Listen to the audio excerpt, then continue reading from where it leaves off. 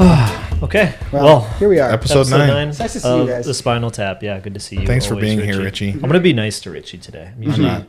give him jabs, but I think he needs some love today. I need a more tender today. He needs some tender hugs I and had kisses. a brain scrambling last weekend. Yeah. So we have Camping tends to do that. we have a very special VIP guest today. VIP.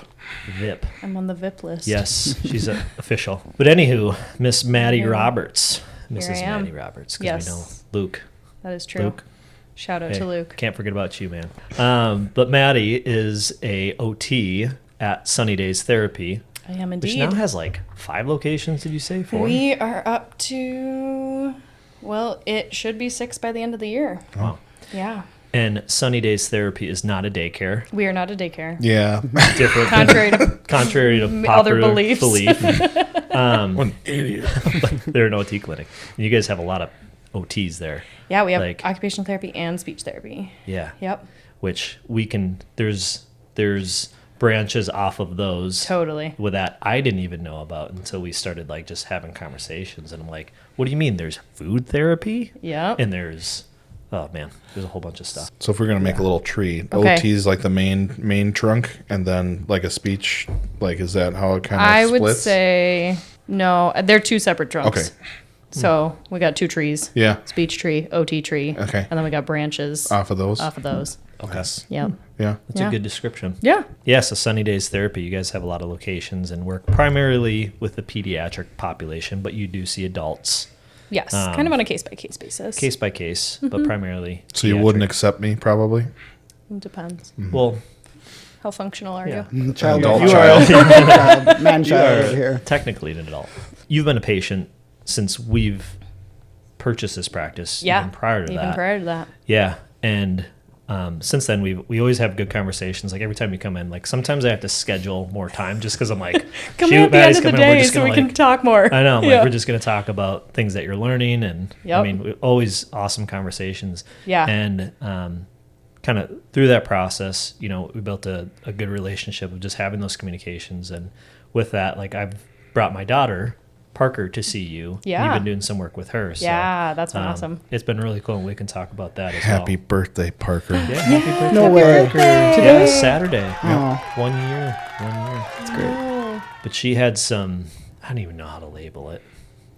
You know, I don't I know. would say like sensory concerns. Sensory concerns. Yeah. Dad issues. Yeah. It's all from him. Hey, bro. Too soon for that. Fix my kid. Yeah. Here, Here take you go. her. I don't get Fix it. She it. cries a lot. Yeah. But we can talk about that, and you can talk about some of the stuff that you've been doing with her. But Hold one on. thing that we like to ask Dr. Mitch. What's your origin story? I feel like a Marvel superhero now. That's kind of the Break motif out there. the costume Moment. here. No, we This get is it the all moment. like, and it Yeah. goes back to when you're like Oh, yeah, the 14. flashback. Yeah, and you're like, oh, that was a bully I didn't like. I'm gonna do this now. Origin story. Yeah, I was in high school and I started volunteering at a therapeutic horseback riding Nice. ranch down in the South Metro. And I had grown up, my dad had worked with kids and people with disabilities my whole life, and so I've been around that population. So when I was little, he would sometimes bring me along and I'd hang out and play ping pong with the guys at the group home and all that stuff. So that kind of led into, I knew I wanted to do something, either volunteering or work in the like service field, ping human pong. service, or ping pong, Like which I am Forrest Gump. could use some coordination help, even though I am an OT. So I was volunteering at a therapeutic horseback riding ranch, and I fell in love with it. I love animals, I love horses, and then pairing that with kids that had some higher level needs, either physically or cognitively, I fell in love with it. Happened to have a neighbor at the time who trained horses to do therapeutic riding. So I came home and I said, what do I need to go to school for to do this for the rest of my life? Occupational therapy, physical therapy, or speech therapy. Go look them up, figure out what fits best with you, and I found OT, and I've been running for it ever since. What was the reason OT bid the other two? I think I liked how holistic it was. Not that the other two are not holistic, but we really can work on just about anything. You have a larger scope. We have a pretty wide scope. So occupational therapy, I like to say that we're goofy and that we use the word occupation differently than the whole rest of the world. We get a lot of questions of, do you help people get jobs? And It's kind of weird, like subluxation. It's our own definition. it's our own definition. Yes, we've created our own But definition. it makes sense once you define it. It does. So we please. use the word occupation to mean anything you need or want to do.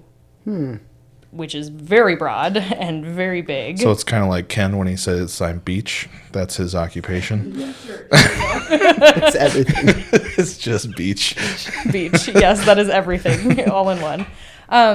Yeah, so whatever is impacting your function in those things that you need or want to do, What's the occupation? what's your occupation? What's your main occupation? Yeah. Well, and you talked about earlier when we were talking about the two different trees, right? Yeah. There's OT and there's speech therapy. Like, for people that are watching this, how would you differentiate the two? So speech therapy is working on a lot of language skills, communication skills, whether that's verbal language or not, working on oral motor areas. So if those muscles and coordination is not working quite right, that we're not able to produce the speech sounds that we need to, if we're not able to move our tongue the way we need to eat a certain food, then they can work on that a little bit too. Okay. And then I would say even another tree would be that physical therapy, and they're working on that functional mobility, trying to get people, up, moving, walking, to be able to move. Do OTs do that? We can work on a lot of gross motor skills. Again, relating everything back to function, right? So we can work on gross motor skills as it relates to, let's say, like functional mobility. So a PT might work on, like, we got to get this person to walking so they can walk. We might say, I want to increase this person's core strength so they can actually sit on the edge of the bed and put their shirt on by themselves, So it's those underlying pieces that are impacting those functional tasks. Yeah, so that's kind of a little bit of a way to divvy it up. Yeah. What kind of cases you find to be most rewarding for you that you're working on? Oh gosh, most rewarding. Are they all just really great for different reasons? I think all of them are great for different reasons. Yeah, I just had a kiddo graduate, and I feel like maybe feeding therapy is one of the most rewarding, because when you take a kid from either just looking at a food and they can't even be in the same room as it to all of a sudden they have a variety of foods that they can actually eat. I mean, that's a big deal. And for parents too, because as a parent, you want to be able to feed your kid and, know that they're nourished and have what they need to be able to grow. And that can be really challenging when you have an extreme picky eater. Is that what you find? Like, because I'm thinking the interesting thing is, like, a lot of parents just don't know, like, signs to tell. Is it just a picky eater, or is it like they have food aversion where they're just like, I can't be around it? Right. Or like, what are common things that like people can maybe see in their kids and might warrant a visit? Yeah. I mean, in relation to food or just other things? Let's start with food. I was going to say, let's start with food. Starving. I think... Actually, let's order Speaking something of it right being now. lunchtime. Can you blur my this? stomach? I haven't heard it yet. Oh, my stomach just made a loud I growl. yelled at My a dog patient food. through my GI system today. I apologize. Speaking of auditory sensitivity. Oh my God. Yeah, let's start with food. Okay, so food. It can be really hard to differentiate between what we would call like a problem feeder and a picky eater, right? So Labeling children yeah, more just for for our purposes. Yeah. You're a problem child. So, kids in general go through a developmental phase of being picky eaters. You typically see that on the toddler stage. Toddlers are supposed to be picky, like they're going to have strong preferences because they're in that cognitive stage of, I'm asserting my independence. And no, I do not want that goldfish, but I will eat that colored goldfish, so they're going to be Today, not tomorrow. Not tomorrow though. No, absolutely not. I had my eyes twitching right Statement. now. Because to our adult brains, it's not logical. Nonsense. Yeah, Yes, exactly. So, there is that developmental stage of pickiness. And then as we go, typically what we see, I mean, everybody develops a little bit differently, but typically what you see is that willingness to try other things and go, oh, I actually do like that. And okay, so I'm going to eat that. And then, oh, that's similar to that. So I might try and eat that. What we see with kids with extreme food preferences or extreme picky eating is, you know, I don't even want to touch it. I don't want to look at it. Mm-hmm. I don't want it to be in the same room as me. Or I'm going to stick to maybe these 5 preferred foods because the taste is always the same, the texture is always the same, the color and the shape is always the same. So these are your kids that you might see. I eat Cheez-It crackers. Mm-hmm. I eat the one brand of macaroni and cheese. I eat, another kind of cracker because, so fruits and vegetables, for example, you get a blueberry one day, it's not going to be the same as a blueberry the next day or even the next one out of the package. Totally. Sons of guns. So there's some unpredictability there.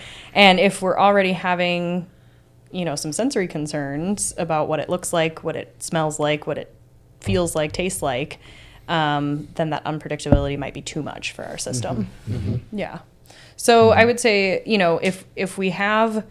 So things to look for, if we have a really small repertoire of foods that we're eating maybe the same 5 foods or same 10 foods or the same foods for the same meals every single day and we're not able to rotate and change meals up, I would say that would be a thing to look for too, because if we don't have enough that we can rotate throughout the week, then we might be a little bit limited and we need to look at expanding. What's the age range where that threshold becomes more of a, like, yes, this is an issue? Because, like, the toddler thing is true, but, like, right. What age group, like year-wise? Because toddler for me is like, yeah. What yeah, right. So, like, 2, 3, we're expecting a little bit of that pickiness, maybe even a little bit up until 4. Mm-hmm. But if we're getting up to, like, 4, 5, 6, 7 especially, I would say things that I like to ask are, does your kid like to get messy?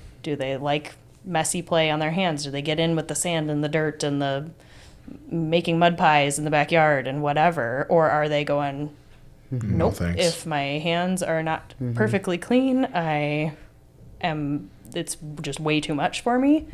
Because a lot of the times, so we look at those functional piece. So the functional piece would be we're not eating a big enough variety of food.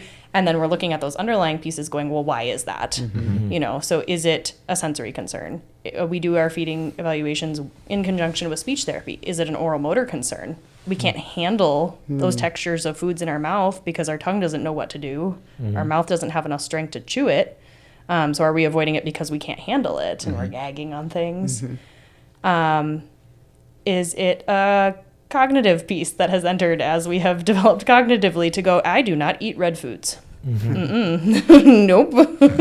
Which may have started from a sensory concern. And then as our brain develops and grows, we start attaching those cognitions to those it. Pathways kind of blend a bit. Yep, a little bit.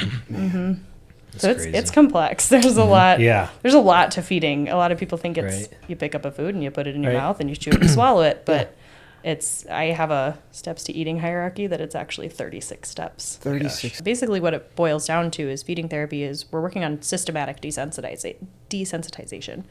So you think about that a lot in terms of like everybody thinks of it in terms of phobias, right? That systematic exposure, to something that you fear to get over that fear.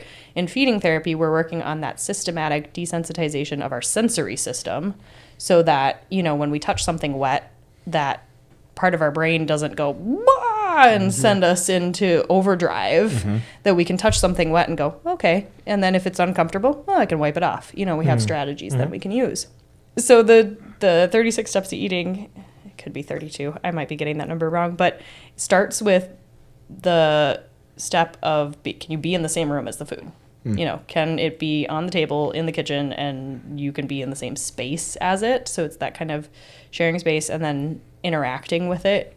Can we use visual comes next. Can we see it in our space? Are we okay looking at it in the way it's presented? Then can we interact with it, with either another food or a tool like a fork or a knife, or can we be okay interacting with it at that level?